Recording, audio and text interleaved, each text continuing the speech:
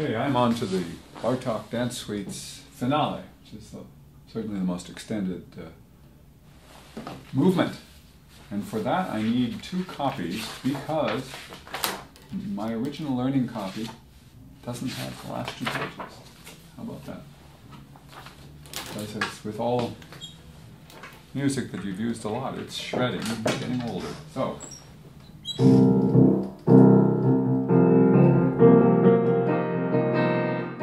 this pyramiding of fourths is taken right from the 5th movement. And in fact, this is what the last movement does, is it's a collection, although integrated, of many of the preceding themes. And it's rather creative the way Brahms threads them all together. Anyway.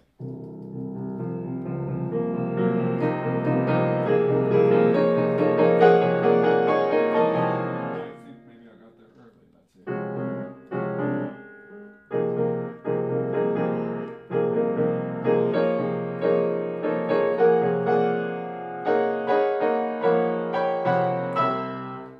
It just goes to show, if you test yourself too early and you're not sure, you're just asking for trouble.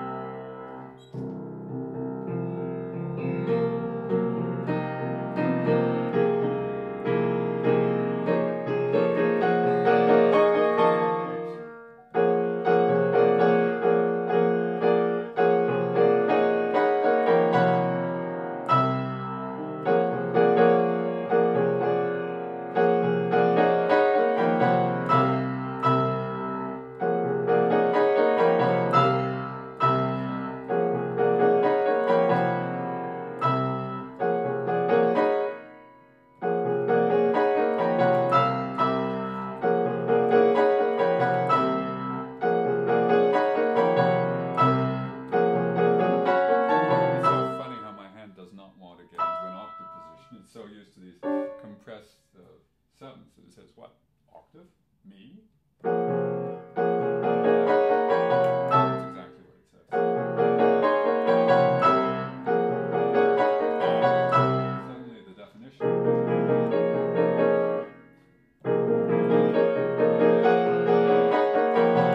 It's funny how, again, defining it, hearing it in words makes all the difference, because I just can remind myself to open my hand. The other interesting thing is these all climb. You know, well, this one stays, then it moves up, and I've been sort of signaling myself, keep moving up, and stay, then move. Ah! Third finger, please. So.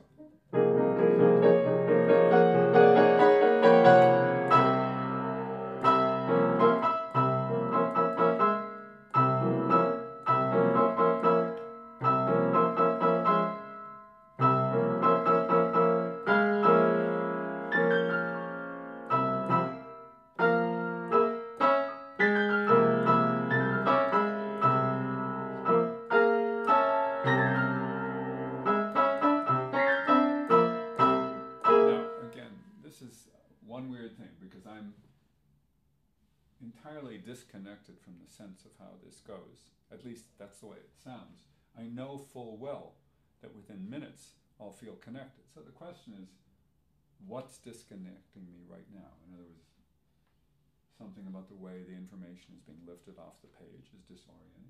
Something about the way it feels, about the way I'm fingering it. There's something that is physically unfamiliar to me that will shortly become familiar. And the magic in learning is, what's going to make it familiar? Now, if this were a brand new piece, I would have to build the familiarity from scratch. But what I'm trying to do here, what we do with older pieces that are well learned, is uncover from the accretions of dust, you know, uncover the familiarity. So let's see.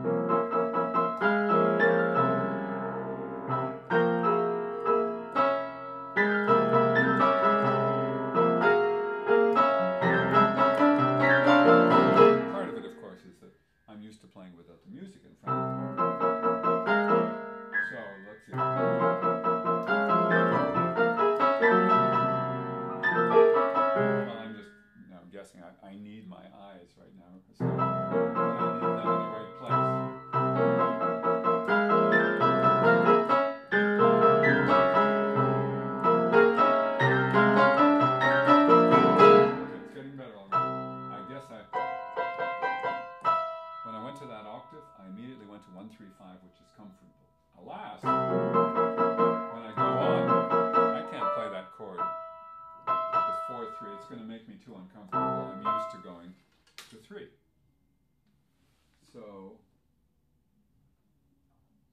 spoke, from 3 to 2. In other words, even if I'm on 3, I'm going to go 3 to 2 here. And in spite of the fact that there's a fifth on the bottom of this octave, I'm going to play 2 to be able to get back and forth quickly. So if I'm committed to, or choosing to arrive on this E, B, E chord with 1, 3, 5, then I have to be willing to shift, which I'm doing.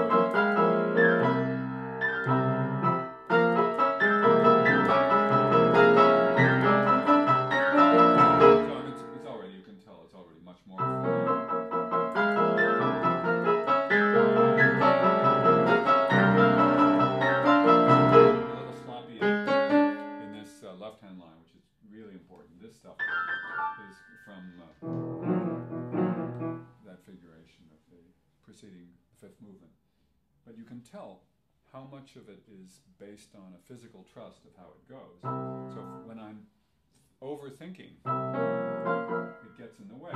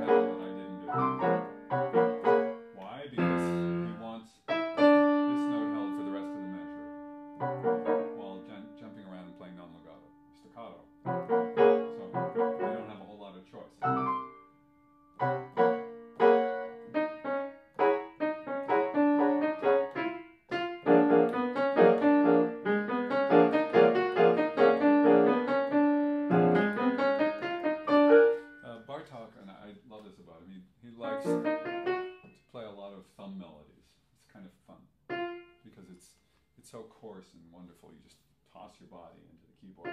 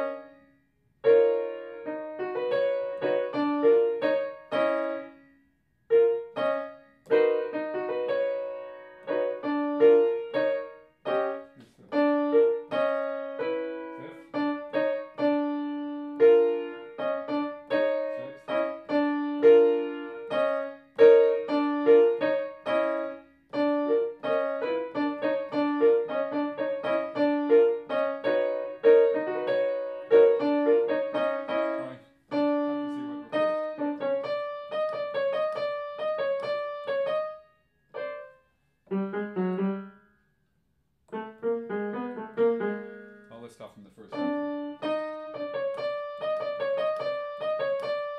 A lot of mileage for just 3 notes, right? So, fourth, fifth, sixth, fourth,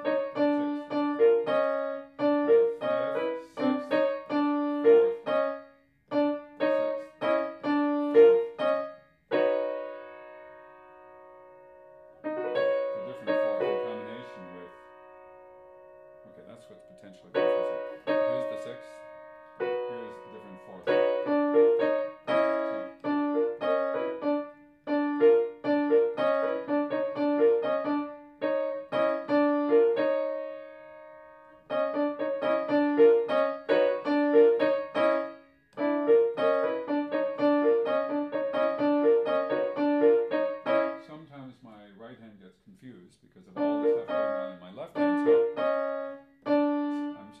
should have said it the other way around. My left hand needs to keep track of what it's doing here.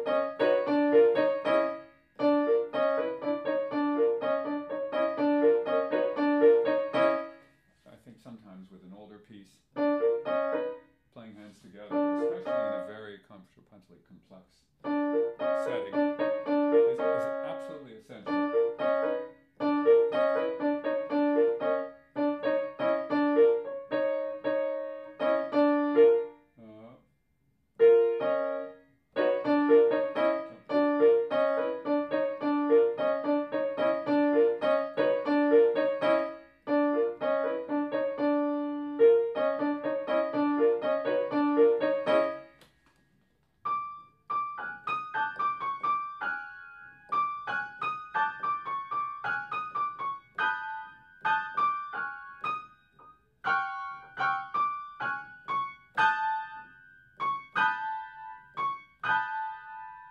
What fun.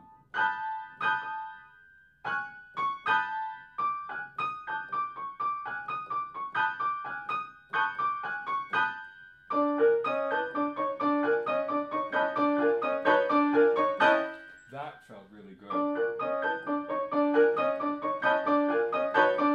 And I think it was because of the review in my left hand. Go figure. You know, we're all either teachers or students or both. And it's those things, those silly little truisms, or sometimes delivered as platitudes, that have very, very powerful resonance. They're not always right. I mean, you don't always want to practice hands alone. When you're practicing things that involve the hands interacting, or where the coordination is best reinforced with the hands together, then you have to make the choice to avoid complicating the issue by too much hands alone stuff. But sometimes it pays off so immediately and so directly, just with an awareness of a part that you otherwise not have a good feel for, or be able to hear well, or be able to think about. So anyway, you all know. Let's see.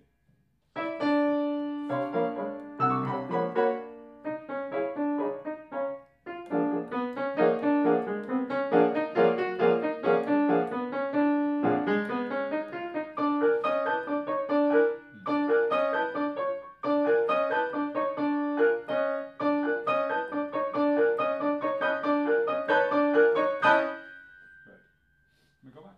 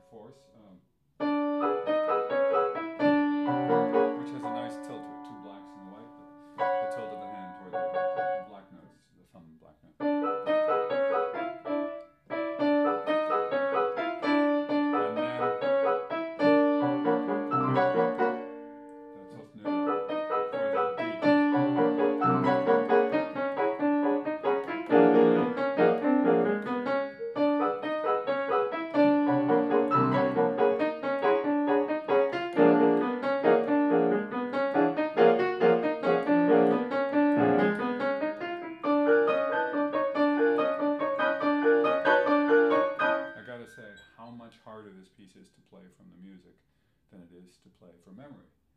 On the other hand, there's no advantage in playing from memory when you don't know what you're doing. So it's a question of knowing where the visual input helps. What to think about is a particularly important thing, because playing from memory always involves knowing how much to think about that guides you, and how little to think about that allows your body and your whole system to share what it knows. So that's, for something this complicated, that's one of the big issues, is finding that balance.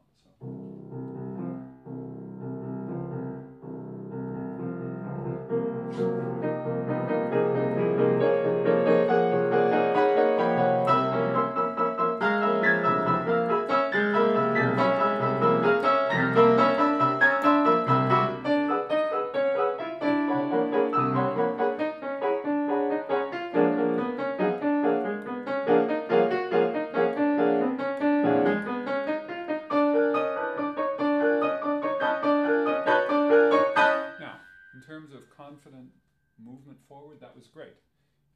It was a little inaccurate. Whether or not you could tell, I could tell. But that polishing will wait for later time, because what I was interested in there was the accuracy of intent. I meant to play it all accurately, and I knew where I was going, and everything felt really, really good. So I give myself an A for that, and somewhat less than that for the accuracy of my hand placements. Onward we go. Let's see, where is there is a place where the newer edition cuts a significant amount out, and it's right here. Big shame. The newer edition cuts a page and a half of the ensuing music, of this music. As I've said before, I'm going to ignore those cuts because they may make it more accessible for the pianist. They may, in fact, be places that avoid some of the really non-pianistic or difficult, awkward moments, but they don't represent the orchestral version as well, obviously, because they cut out a number of pages.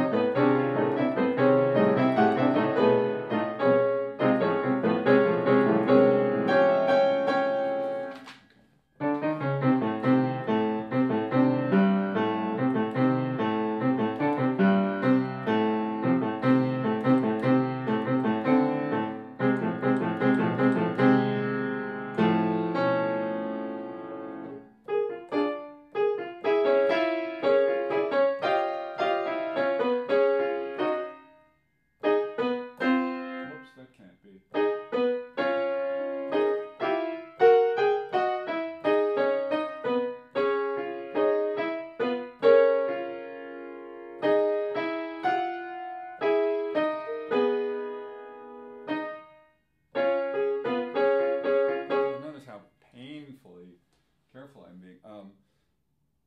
A lot of that, taken alone, just doesn't feel familiar. It should, but it doesn't. When I'm playing it hands together, I want both hands to feel that familiarity.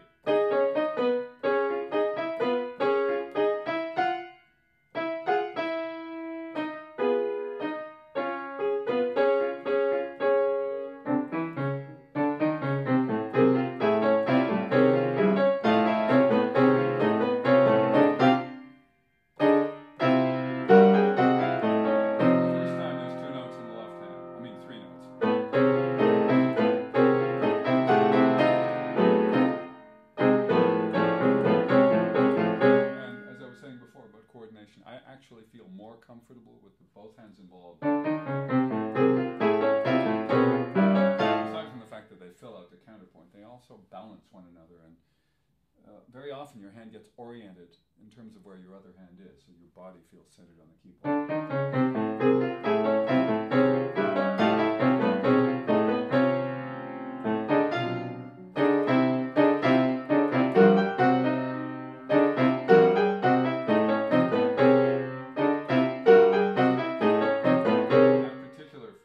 phraselet.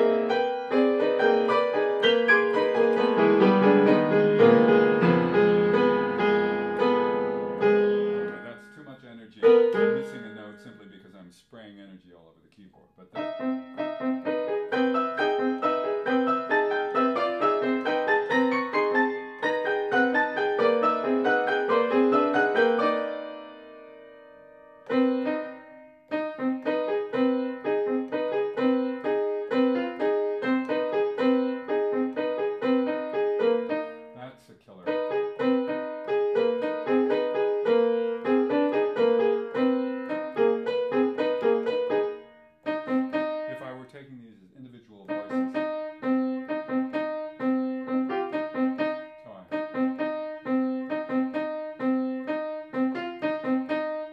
He's written one of those vertical lines to show the beginning of a voice. So here.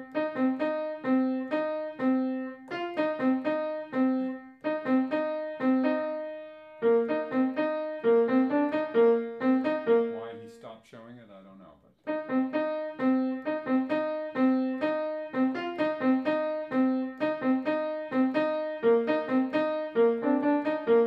you can even hear, just taken in isolation, how complicated it is.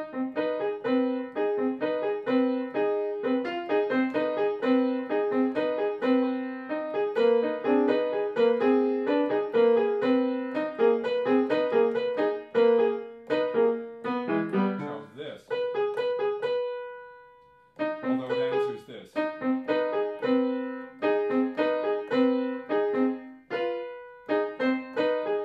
actually, it's a canon.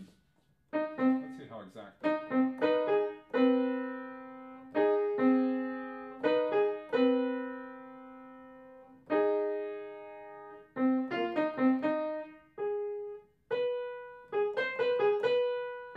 Well, the intervals are not the same, but that doesn't matter.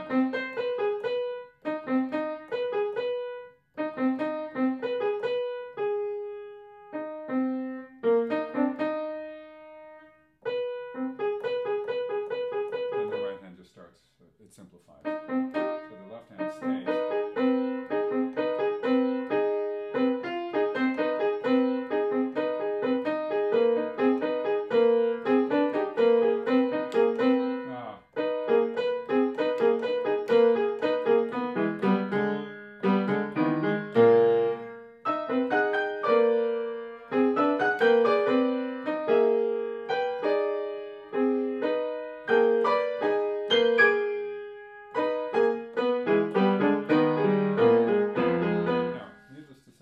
I have a history with this passage, and it drives me crazy every time I review it, and this is no exception.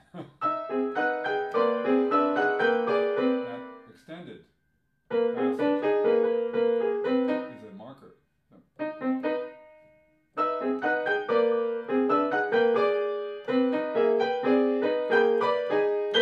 And this is an orientation point when it starts to this in twos.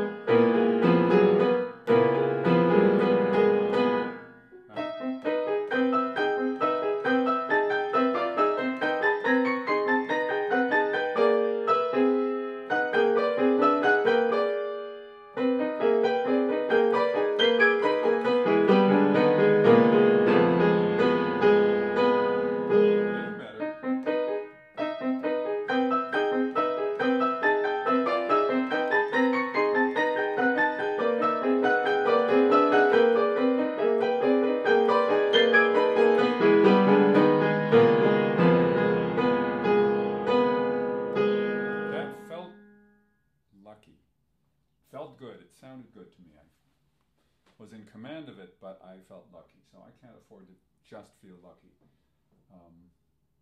But I'm going to go on because I need to flesh it out, and then I'll come back when I have time. I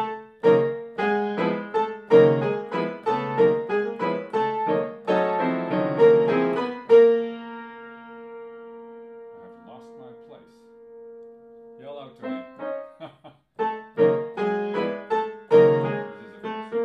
Right out of the first movement.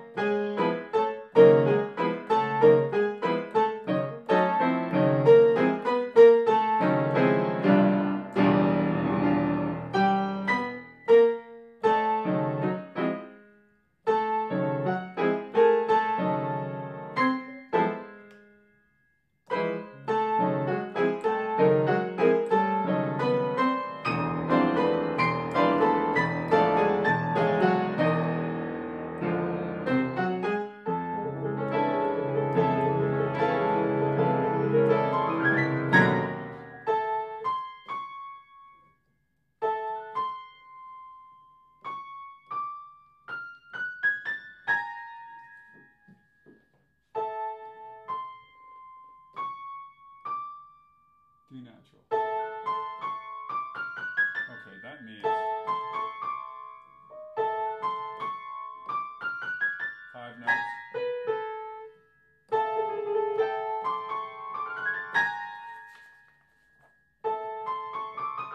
And I wrote it down. 1 on the D natural.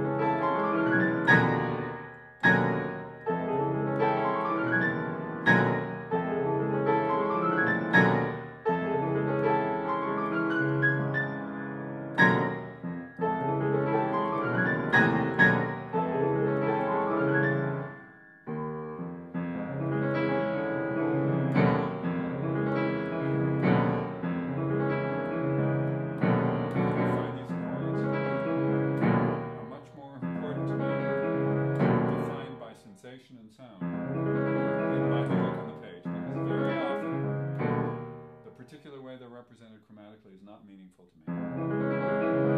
It may not even be meaningful to Bartok.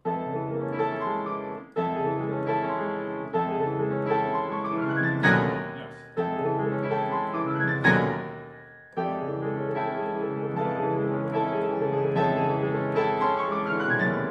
I've got to take the Allergano more to heart.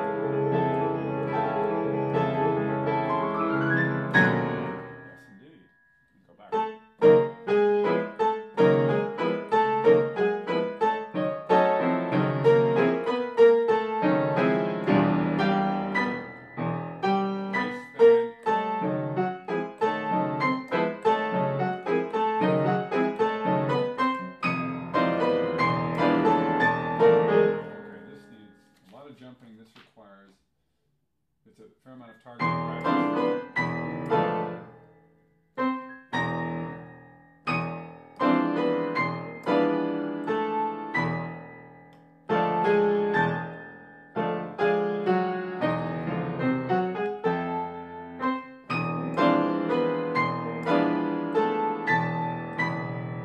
The upper note is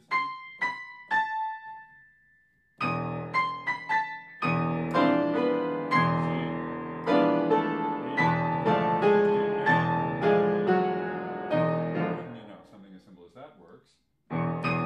Slowly.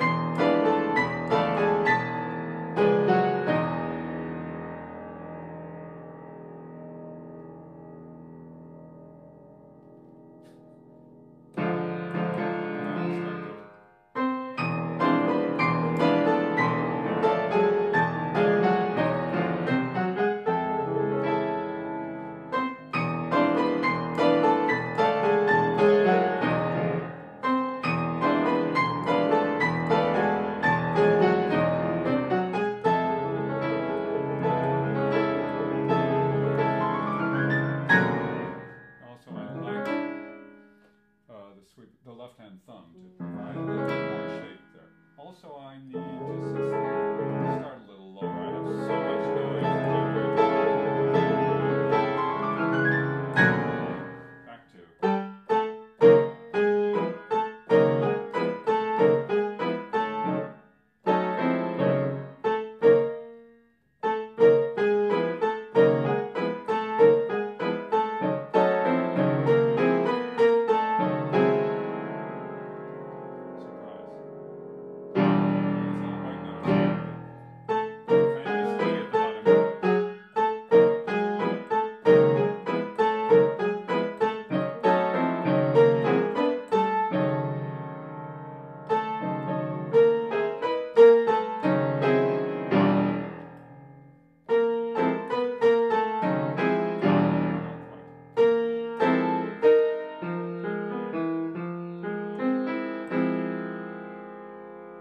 Minor major seventh.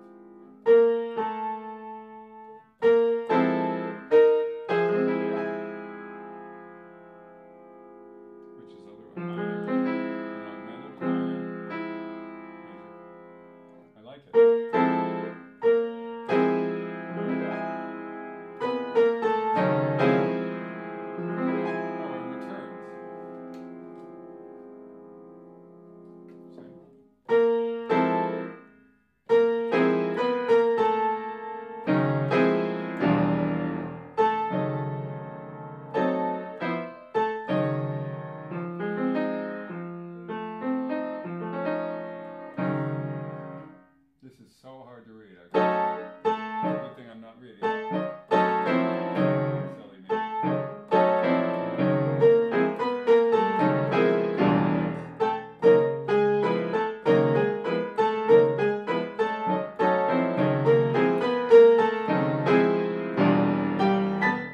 You have no idea how different the consonant is from one analysis to the next.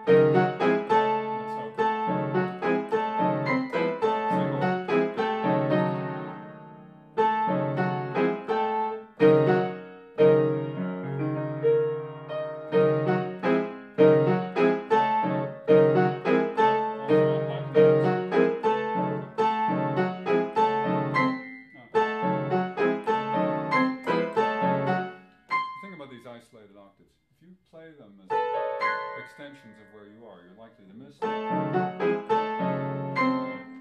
From the body's point of view, you're coming from your body, you're going to some place on the keyboard. And I'm always stressing, when you have a lateral motion, if you make too much of a lateral motion, that's not the way your body naturally delivers energy to the keyboard.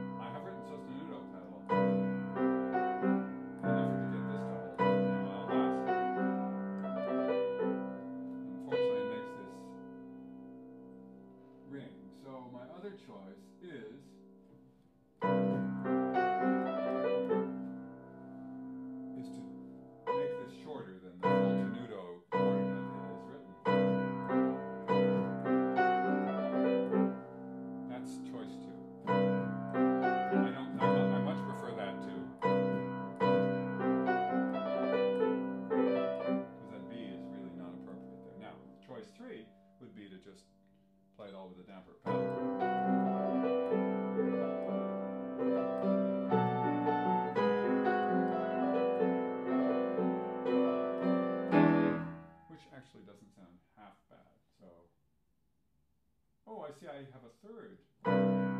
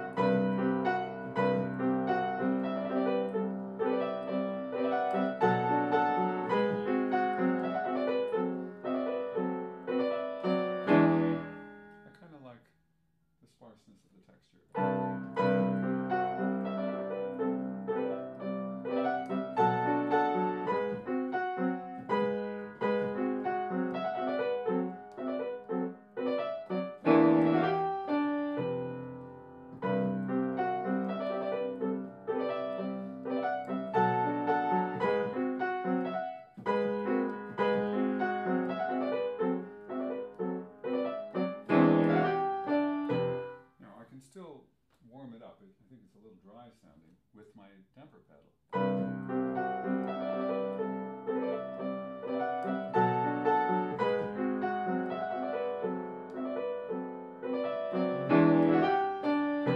Maybe the best.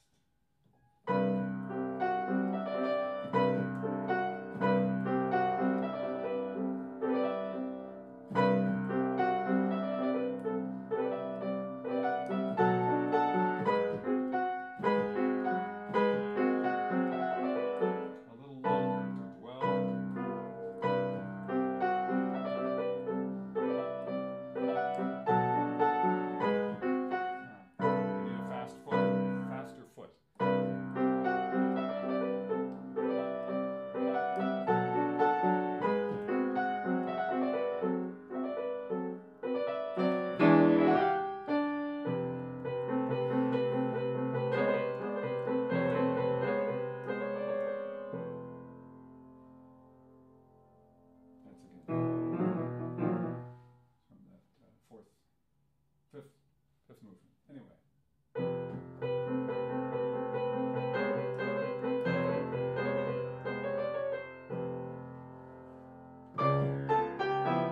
Same issue here.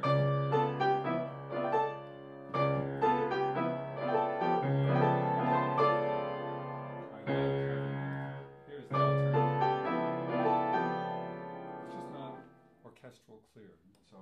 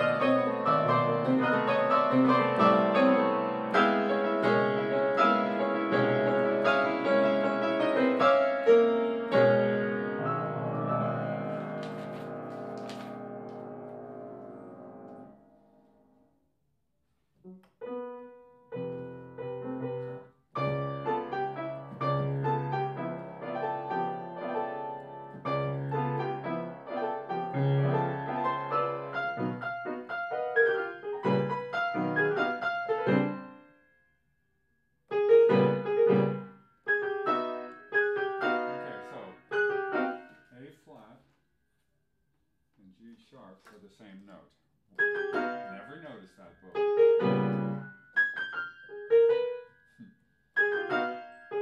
It just goes to show how notation can be disorienting or misleading. And I have A flat answered by a G sharp all over this place.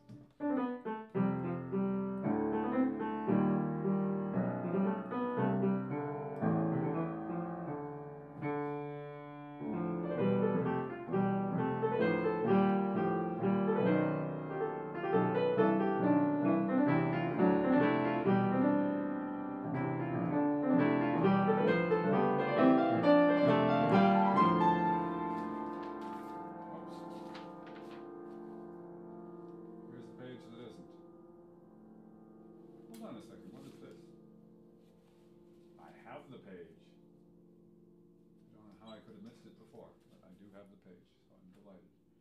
That means all my original markings. Definitely an easy sostenuto pedal, because he wants that held, and it's a solo D, so.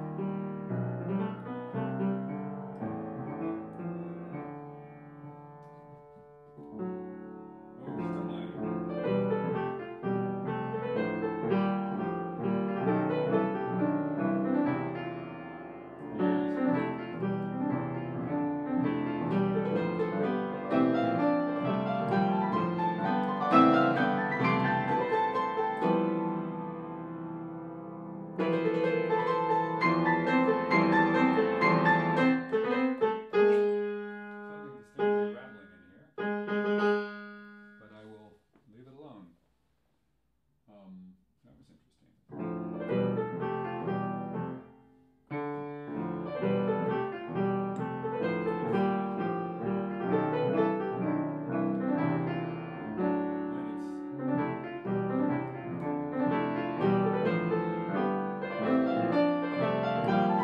Now here it's three notes up, 3 notes down.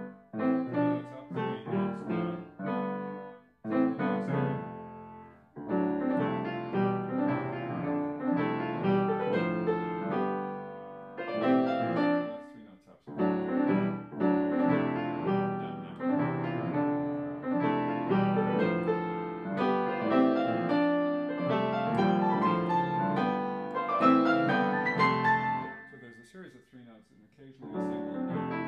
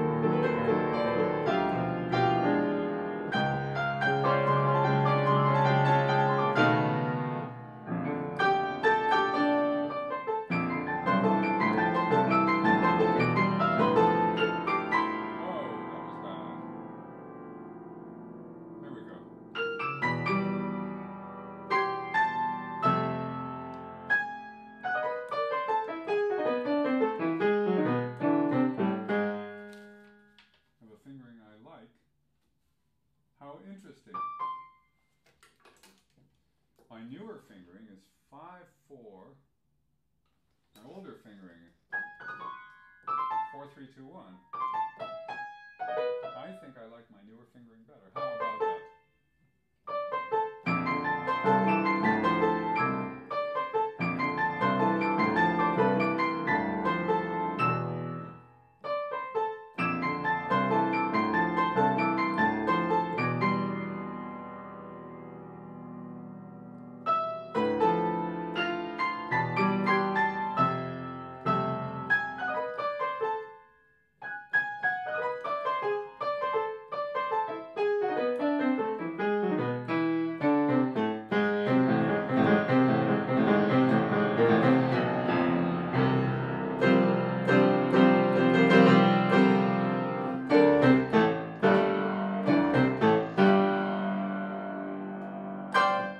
Up an octave.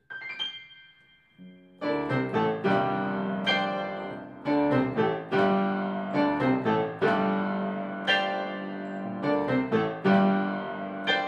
try to emulate an orchestra, I really need time because I can't provide resonance that an orchestra has. I can provide intent. This is another the sort of thing you drill and drill endlessly. What's disorienting is, yes, the left hand is playing in different rhythms from the right hand, but the right hand is leaping around playing only white note octaves. So.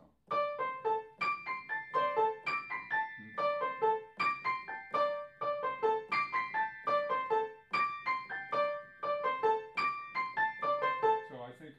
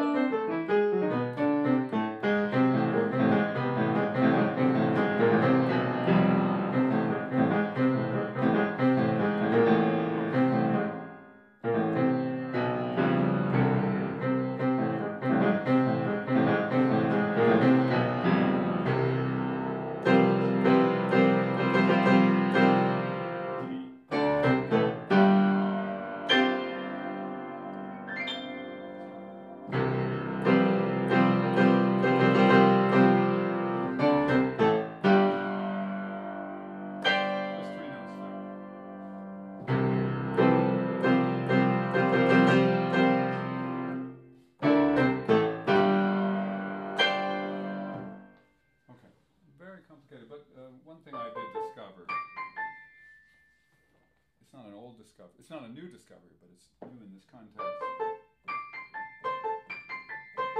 It's that the placement of the first note is absolutely isolated from whether or not I know how to continue beyond it. If I incorporate the two together, try to continue, I run significant risk, because the big challenge is to place the hand and then move on. Now, meanwhile, there's occasionally a demand in the left hand, but if at the very least